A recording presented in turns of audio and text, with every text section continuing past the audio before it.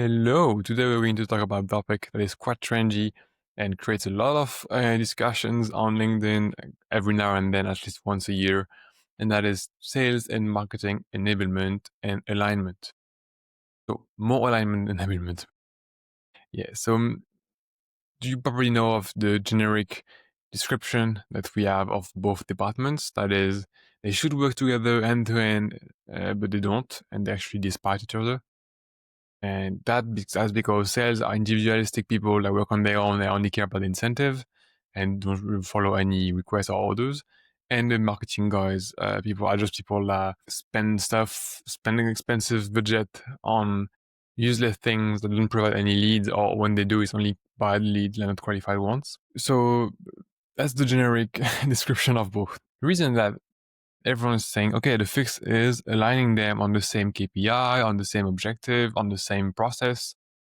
And I think that's wrong because sales and marketing should be different, especially when it comes to messaging, so the way they speak and the message they have. Let me explain.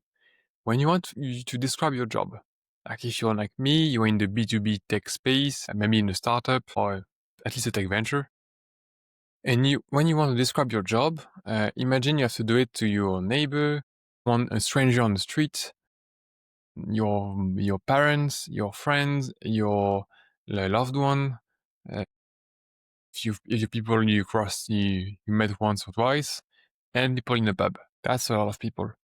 Sales can do it individually. Like you can go and speak to them on a dime, and when you speak, you can adjust how you speak to match what they know and describe it with their words. Whereas if you were doing marketing, you would have to speak to everyone at once and have one message that works with everyone. So there's the difference. So the strength of sales is to be able to adjust however they want the pitch, however they want, in order for the pitch to convert. So sales should have some freedom in terms of, okay, I have my expertise in terms of I know what people respond to, what people become engaged when like what makes people move forward with the sales, with the buying process. And marketing should be able to own the message and the process it has to target a specific group of people and bring their attention in order for sales to then do the job. That means instead of saying, okay, sales should have the same message as marketing and vice versa, they should have separate different ones. Because if you do like sales, you have a broad message and you adjust it when you meet someone. That's the best way to do it. You keep your opportunities broad, and as soon as you have someone in front of you, you can adjust the way you present your offer and how you pitch it and etc. Whereas marketing can't change this message. So marketing can only say, okay, for this target audience, I'm going to have this message, and I won't change it for like months because the time it takes for people to read the message, to understand it, perceive it, own it, and then somehow become interested enough to book a demo or something is immeasurable. It's really long.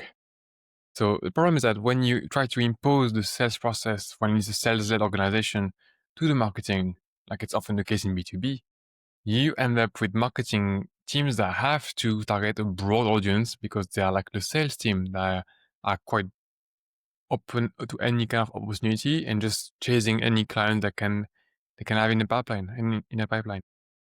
Whereas if you do it in marketing, you have a message so broad that it's targeting so many people that it doesn't resonate with anyone.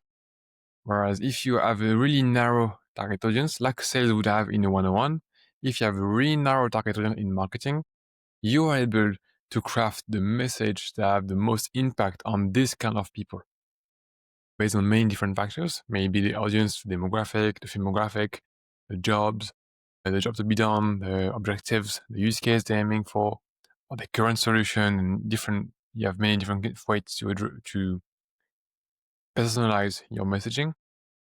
But it shouldn't be the same as the sales one. The sales one should be free.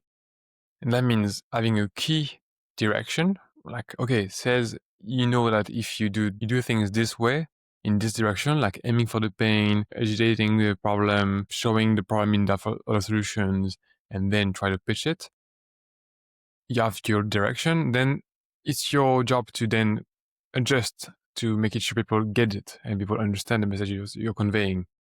Whereas marketing needs more than a direction. It needs a direction, but also a specific strategy that's a long-term one for each target audience you will have. Because you can't change it. Once you've shared it, it's out there. So even if you have a funnel, like ads, content, and everything that's supposed to drive some demand or at least some interest, it will be difficult for marketing to adjust it as you go, because every time you learn something, it takes you a few weeks, a few months, depending on the channel. So then you can't really go back and say, oh, by the way, we changed our message. So forget what we said before, and now we have a new message. No, it's too late. Marketing is like this. What's the recommendation for alignment? Alignment means understanding each other's jobs and making sure we do our best in order for the whole organization to work together to have a clear objective and to go in the right direction. So the thing about alignment is not actually having the same objectives and the same way of working. It's having clear responsibilities and ways for them to cooperate. When sales learn something in terms of, okay, this message works better than others, and we've seen a good response every time we use it in demos, that's a learning you can give to marketing in order for their campaigns and their ads and message to be more relevant and more efficient. That's a cooperation, a way for sales to help marketing.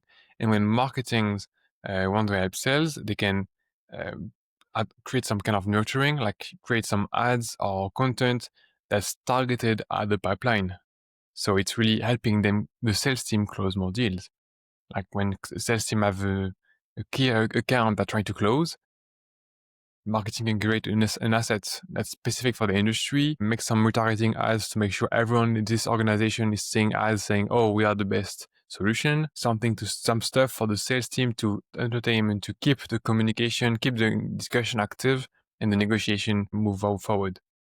So see, they have different job and roles and objectives, but the way they can be aligned is by, okay, we need to work together to get more clients, and for that we need to help each other. That's why when I say alignment, I like also to add enablement. When sales and marketing are aligned is when both are enabling the other one to do better. And that's the same for product. That's another topic. Maybe the stuff for acquisition today. So of course, they will have different KPIs. So marketing will be, I don't know, leads or conversion or clicks, etc.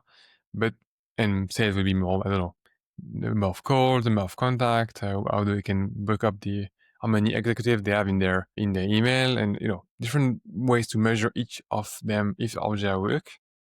But the way for them to move forward together is to be aligned on the objective, which is getting more clients that are good fit clients that don't churn afterward, especially in the SaaS companies. And for that, we need to both be able to do our jobs. So that's a part of enablement and alignment on this. And all of that, I think it comes from understanding each other's strengths. Strength. Difficult word for me to say. Strength. It's when you understand that sales have this really powerful ability to adjust live things when they see a prospect in front of them and keep the conversation, create some relationship, create some kind of ways to move the negotiation forward, to push it forward. You realize, okay, maybe I should give some sales some freedom and some ways, some assets, some techniques for their conversation to be even more efficient. But I'm not going to force them to use the messaging my marketing leaders decided, because that's not how sales work. Sales are just in a direction, and they will do their work better than you do. And same for marketing. It's not because I in sales know I need to close some CEOs that I will force my marketing team to target only CEOs, because I know that in marketing, I understand that if they do it directly targeting C-level, their message will be really generic and won't lead to any conversation. And even if I meet CEOs, they will be not interested because they will not see the problem by themselves and they'll just be caught in the web and not actually be interested in working with us. So all of that comes from understanding what each other's strengths really is. And I think it's about doing gradually teamwork. When you do gradual teamwork, like when I said before, when sales can start by providing insight to marketing, and marketing can start by providing helping sales get better conversations, like with nurturing or any other asset that creates more engagement in discussions. That's how you create alignment and you actually move forward without having each other just confront each other and just crash the company. So I don't know if that was clear enough. It's a topic I have a lot of questions from marketing teams, but I think it's because in marketing shoes, you're frustrated because you think you're doing the right moves, but you're not actually putting it in the sales shoes. So maybe one actionable advice would be for each of the different jobs to try to do the other jobs for a day. Like I think marketing people should speak to the customers and try to do some demos. And salespeople should try to write message, let's say call emails or campaigns for an audience so they can see how hard it is to have a message that's powerful enough to convert when you have so many different people to target. But yeah, let me know if you have any experiments or any tips on this topic. I'm always curious to know it because I'm not in-house. So I'm a consultant. I work with B2B SaaS tech companies on their positioning, messaging, narratives, and that's how I align people. I don't I'm not in the process because acquisition is such a thing that should be done in-house, in my opinion. But as a consultant, I usually come to clarify the positioning and give the teams a clear narrative they are aligned on, like the same story to share, and that's aligning their marketing efforts and the sales pitch. That's how I do it. I do it from an external point of view with the narrative. I bring it and I help them use it. But from the process internally, I think I have lots of things to learn. So if you have any tips, welcome. Thanks for watching.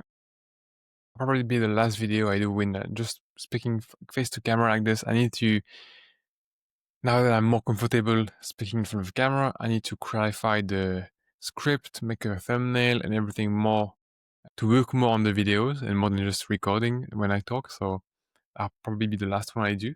Maybe one more, I don't know. So thanks for watching this one. It means a lot. If you liked it, thank you even more. And yeah, subscribe if you enjoyed and have a good day. Bye bye.